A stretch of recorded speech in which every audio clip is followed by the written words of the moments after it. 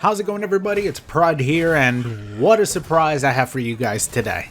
So a couple of days ago, I got an opportunity to play Dragon's Dogma 2. Now, this isn't the final complete version of the game. I'm sure it still has a couple of finishing touches and patches it has to go through over the next couple weeks before it's released, but Capcom invited me to come play for a couple of hours. And let me tell you guys, this game is kinda wild. Now, we got to play for about 3 hours, but I can only show you guys sort of around 10 to 20 minutes of footage. Now, there was a little bit of an issue with the recording, so you guys don't actually get to see the normal quality and highest quality, so it might look a little bit weird because I had to record it straight from the PlayStation recording system. It was so unfortunate that at the moment the gameplay you guys are watching, I have no idea whose gameplay this is. So we recorded it from the media recorder on the PlayStation 5, and while it looks great, I realized I accidentally imported somebody else's gameplay that was on there. So I don't know who the fuck's current gameplay this is right now, but once you get to the archer side of the footage, that is my gameplay. But I'll let you watch these guys kill an ogre, so that's cool. We got two different builds of the game. One where we can play more of a warrior with a couple of magic attacks, followed by an archer. You're going to see both of the gameplays. And quite a bit of fighting, because that's kind of what I did a lot during the 3 hours. We had a few quest lines that we could do and follow, but what I decided to do is kind of just go get lost, because I knew we had a couple of restrictions of places not to go. I didn't want to get into a situation where I went like further than I needed to and then I couldn't finish this quest line that I wanted to try out, but I did loosely let them guide me, and this game was great at doing that. The fact that it tells you, hey, there's this quest and this situation going on, and here you can follow it if you want. There's multiple different ways to do it. For example, we had a main quest. We went up to a gate in the beginning of the gameplay, and that's a little bit of the footage that I wasn't able to capture because, like I said, I didn't have my capture card there. But essentially, you go up to the gate and you try to get in, and they tell you that you have the wrong permits. So then you try to go into the town to look for it, and then you end up running into an old man who tells you about his son who went missing. Now, the game has some timed missions. They're supposed to be done in a specific amount of time, or else you can fail them. You know, for example, I'm assuming after a while, if you don't go save the kid dies. So what I decided to do is kind of fuck around for like 2 days worth of time in the game. And I got myself into a lot of fun trouble. I ended up fighting a giant ogre. Now, I'm not the best at this game. For sure, I haven't played Dragon's Dogma 1 in a really long time after my first playthrough that I did. And this game plays similar, but very different. The game is very, very smooth. The first thing I immediately noticed is like how freaking nice the graphics look in this game. I think the Resident Evil engine in this game just looks freaking beautiful, and I knew it was going to from the beginning, man. This is one of the things that I was most excited for, kind of like the Dragon's Dogma series being brought into like modern day graphics and controls, and it definitely feels that way. But it still does kind of have its punishing controls, like no lock on, maybe easy to spam type of gameplay, but I'm sure hard to master with lots of different combinations of attacks and spells and stuff. Now, while I didn't get to be an absolute badass and just destroy everything on my own, because the 3 party members that I had were actually pretty strong, like they actually were useful and did stuff. Like, there's some situations where like one of the pawns will raise their hand and be like, yo, come over here, I got the next area over here, or there's a chest over here. You'll see that a lot throughout the game, which I actually kind of appreciate. Sometimes it can get in the way and they could talk a little bit too much, so I hope that gets tuned down a bit. Which we've had situations in some games where your party members kind of are meh, but obviously with Dragon's Dogma you have the pawn system, which allows you to hire different pawns. If you don't like the ones you have now, then you go ahead and change them out for different ones. If you remember my playthrough of Dragon's Dogma 1, I had multiple different characters.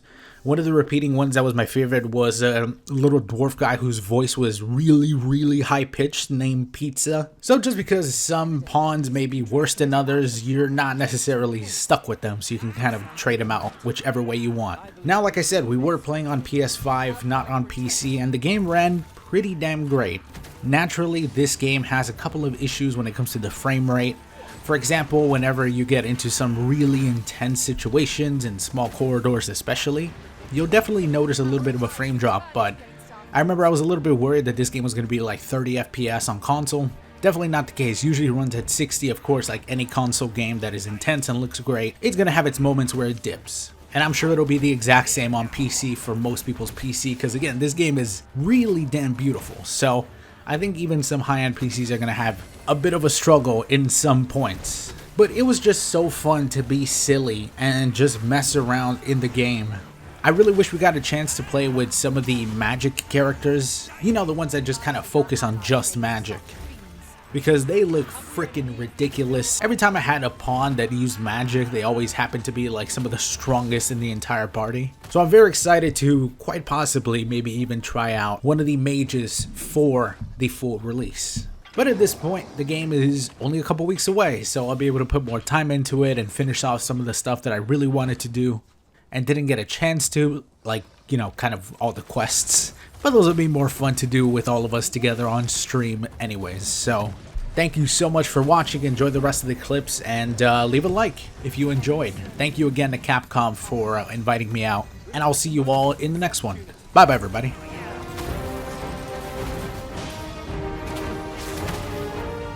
What the fuck?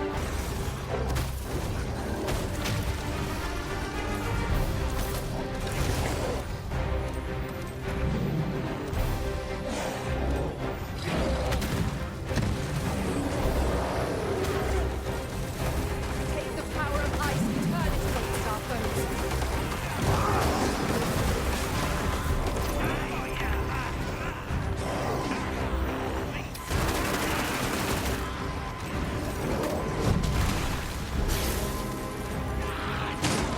I shan't allow any further harm.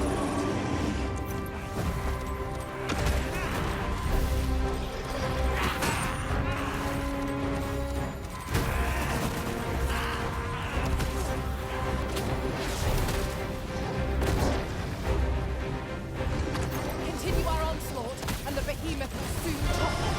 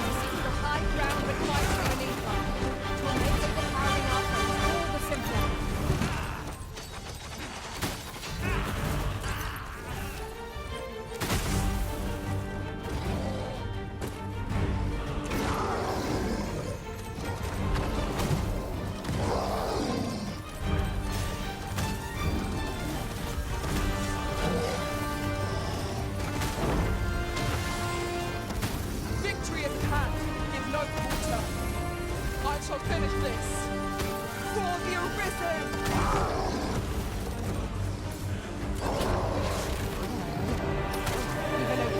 Focus your attacks. Strike fast, infantry, and our quarry shall fall. Of course. Don't ever fight an ogre in the dark.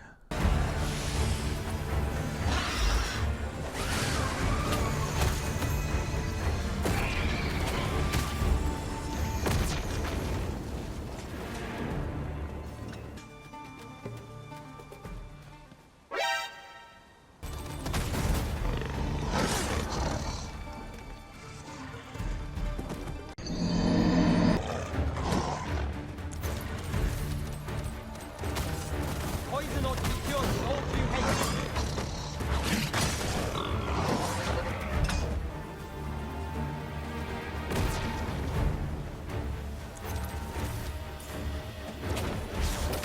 It is not an enemy to be taken lightly. We must strike boldly with presence of mind.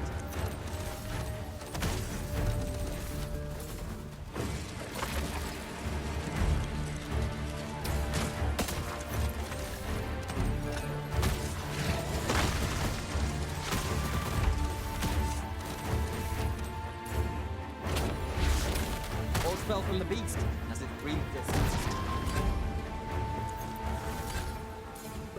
Real quick, the next gameplay is another set of the gameplay that I thought was mine that I was transferring over to my hard drive, but turns out was somebody else's. It had some footage of a cool Griffin fight that I wanted you guys to see, but like I said, it's not my gameplay, so to whoever's gameplay this is, it's mine now.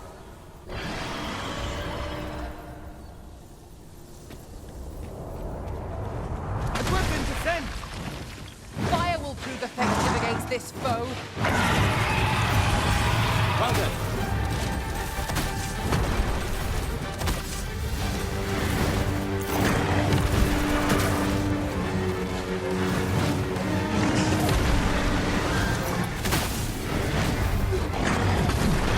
Magics grant you an elemental boost.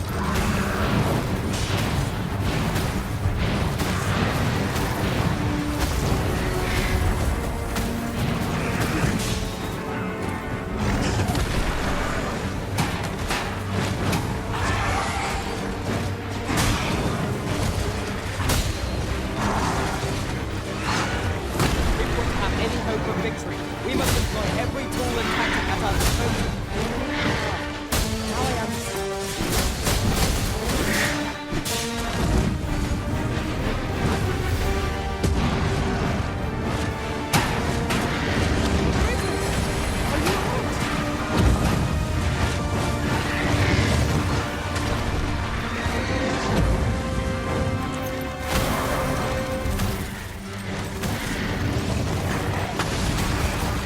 Enemy slows.